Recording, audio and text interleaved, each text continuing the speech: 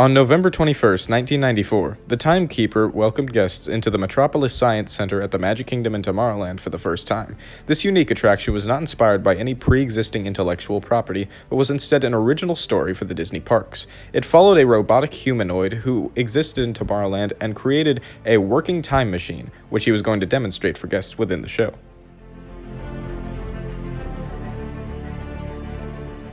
The show was a Circle Vision 360-degree show, much like Canada Far and Wide or Reflections of China at Epcot, except with two audio animatronics figures at the front of the theater, one being the Timekeeper, and the other his droid assistant, Nine-Eye.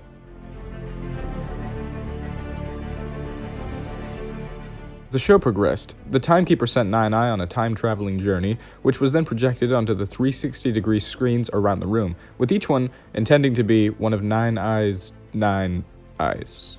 You get it. As the story continues, Nine-Eye ends up traveling through France and many different time periods, from the 1800s to the 2100s. On top of the many comedic gags thrown in, seeing as how the Timekeeper was played by Robin Williams, a really cool detail was that the screen in front always said the year, so when entering the show, it would always be updated to the actual year in which you were watching it. So, after witnessing Nine-Eye's time-traveling journey, the show would end and the Timekeeper would lovingly tell all guests to get out of the theater. On December 31st, 2006, the Timekeeper closed permanently, to be replaced by Monsters Incorporated Laugh Floor. But if you know where to look, you can still find remnants and references to the Timekeeper throughout Tomorrowland.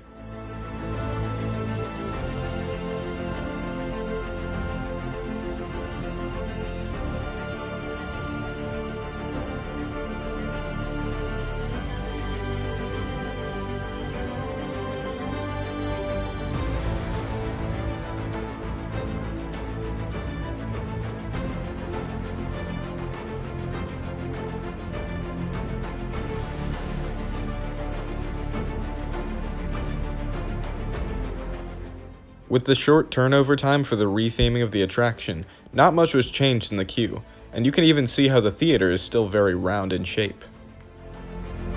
I'd also like to mention that before the Timekeeper, there were two other shows in this theater, known as America the Beautiful and Magic Carpet Round the World, showing different views of America and then the entire world, kind of like a precursor to Soarin'.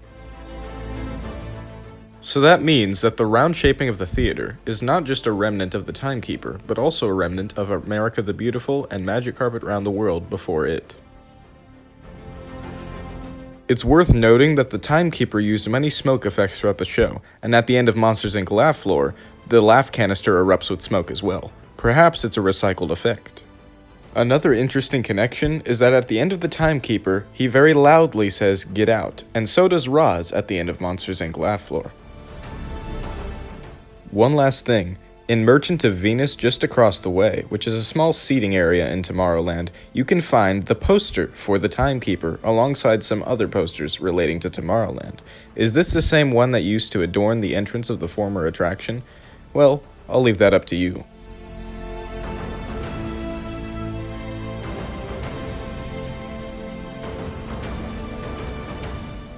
Thank you so much for watching this video. If you'd like more content like this, please hit that like button. I'm trying out a new style for my channel. If you enjoyed this, please consider subscribing to Imagine Jackson. Thanks, and I'll see you real soon.